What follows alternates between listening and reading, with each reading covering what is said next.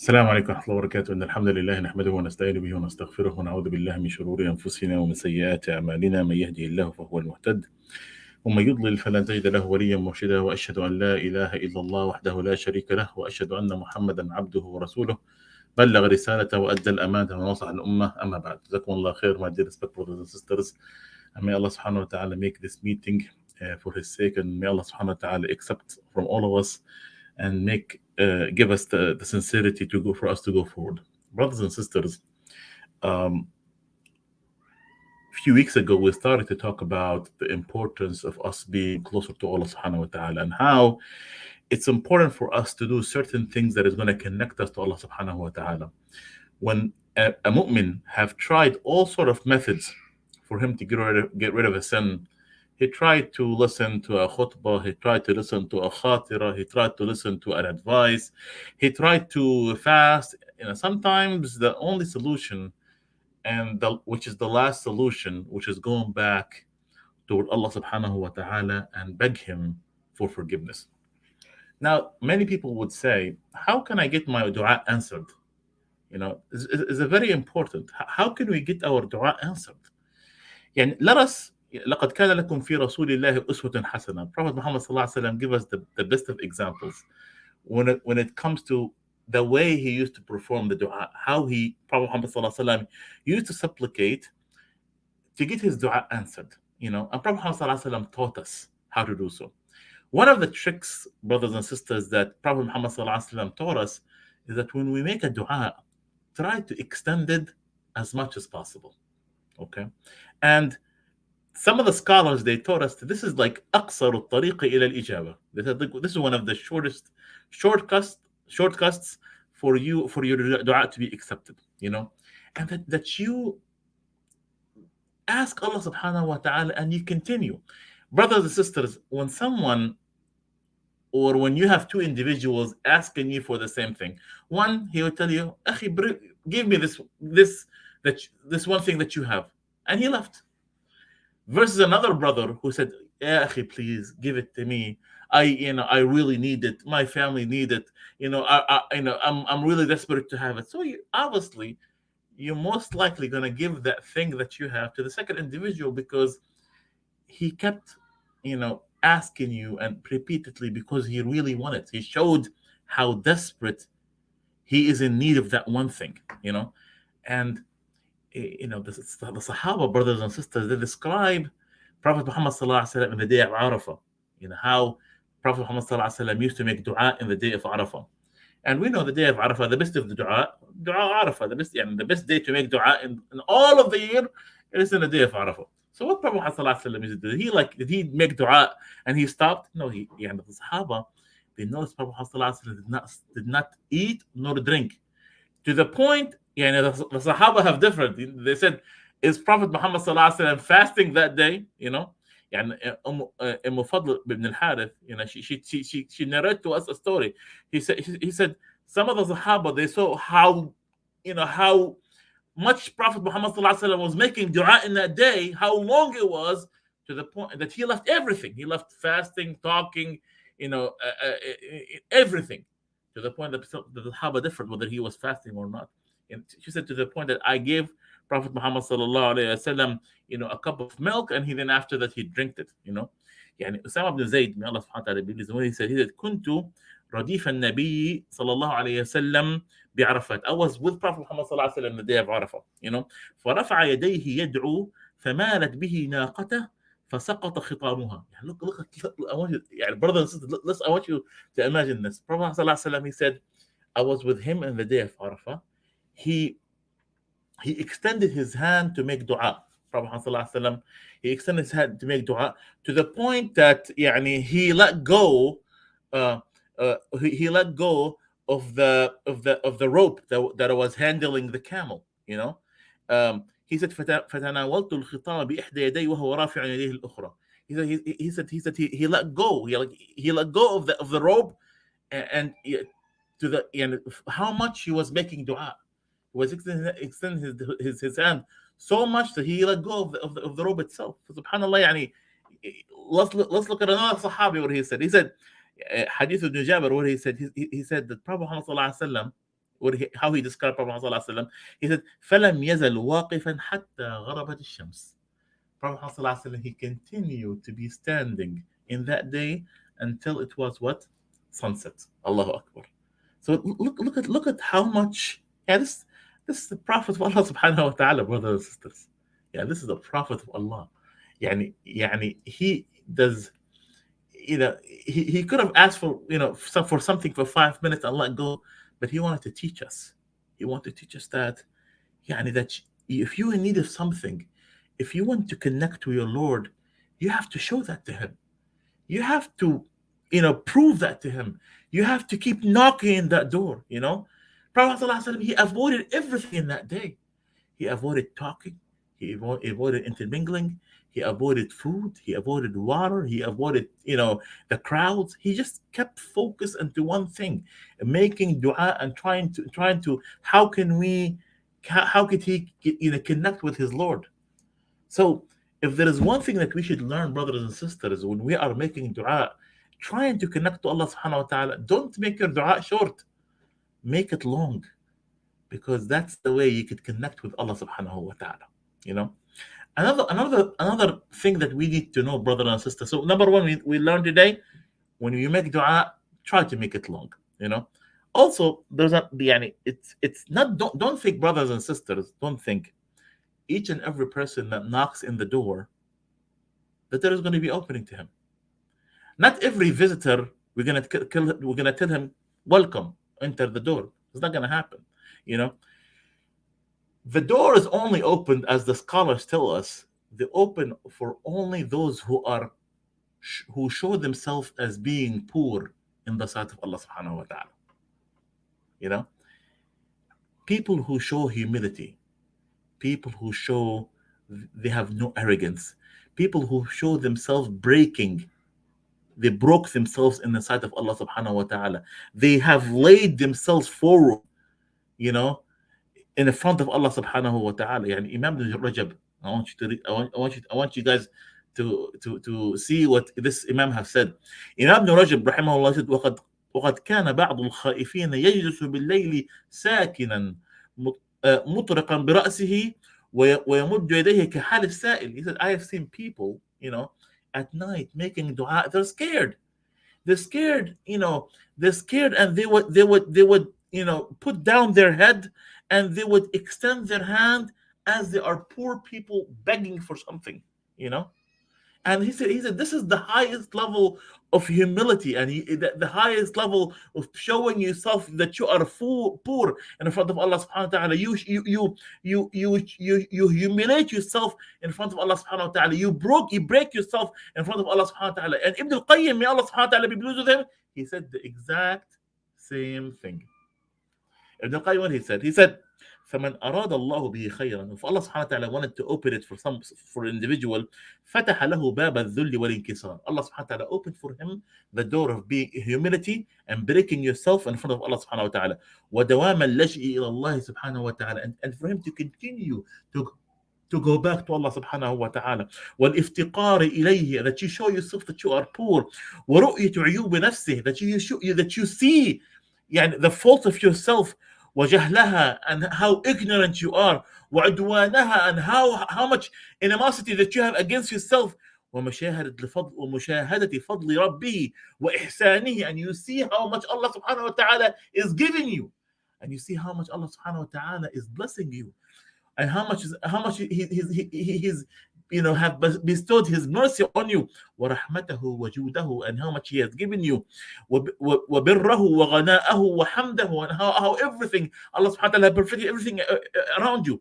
فَالْعَارِفُ السَّائِرُ إِلَى اللَّهِ, the people who is knowledgeable and walking toward Allah subhanahu wa ta'ala with knowledge, بَيْنَ هَذَيْنِ الْجَنَاحَيْنِ, he is between these two wings. So what he described as a person who is really knowledgeable, traveling toward Allah subhanahu wa ta'ala. How Ibn al-Qayyim described him? He's described him as a bird. A bird. One wing is what? You show humility.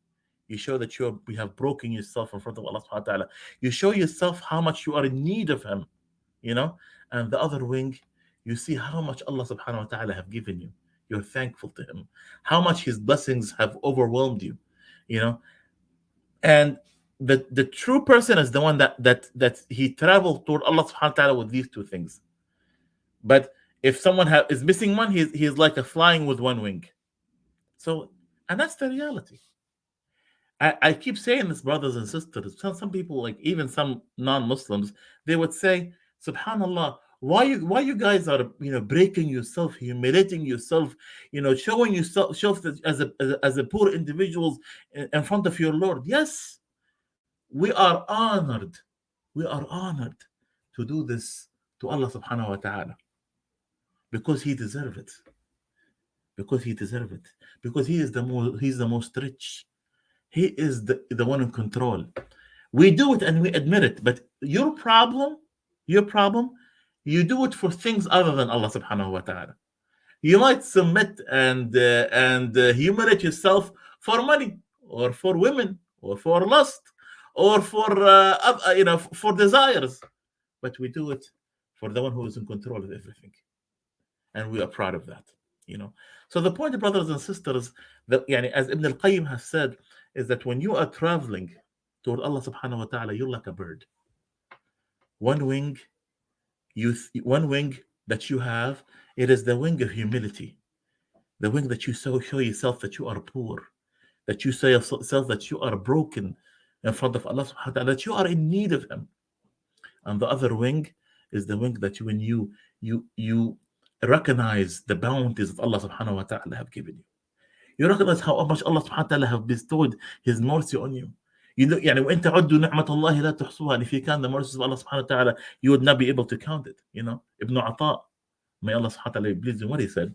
He said, مَا شَأْنُ وُجُودُ الطَّلَبِ إِنَّمَا شَأْنُ أَن تُرْزَقَ حُسْنَ الْأَدَبِ. Allahu Akbar. Yeah, this should be written in gold. He said, it's not about what you're asking.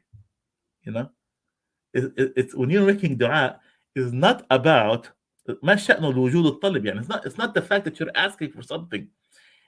The reality here is showing adab, showing respect, showing respecting Allah Subhanahu wa Taala while you're asking Him, having the adab when you're asking Him. Allah Subhanahu wa Taala, He could give us kun fayakun. He could be and it is. It's done. He could give anyone at anything at any time. He's in control. You see?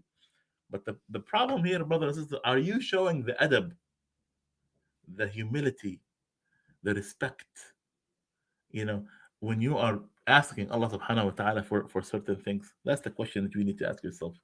So the thing is, ask Allah Subhanahu wa Ta'ala, brothers and sisters, ask Him show Him that you are in need of Him. Show Him that there is no way except with help of Allah Subhanahu wa Ta'ala. Don't enter any war. Don't enter any war that is against your desire by yourself.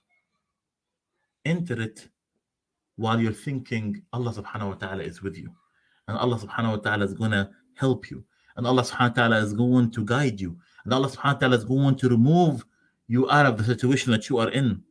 Continue to ask Allah Subhanahu wa Ta'ala. Cry, shout, say Ya Rahman, Ya Rahim. The most merciful. Know that He is Akram al-Akramin. He is the most. He is the most rich. He is the most giving. Continue, beg. Make it long when you ask Allah Subhanahu wa Taala. Describe to Allah Subhanahu wa Taala your situation and how deep is your problem. Say, لا ملجأ ولا منجأ إلا إليك. Oh my Lord, I have nowhere to go except for you. I have nowhere to go except to knock into your door, Ya Rabbi. Show Him that you are in need of Him. Have tranquility, have khushu'ah, when you're asking Allah Subhanahu wa Ta'ala. And when you show that, Allah Subhanahu wa Ta'ala will definitely open His door to you.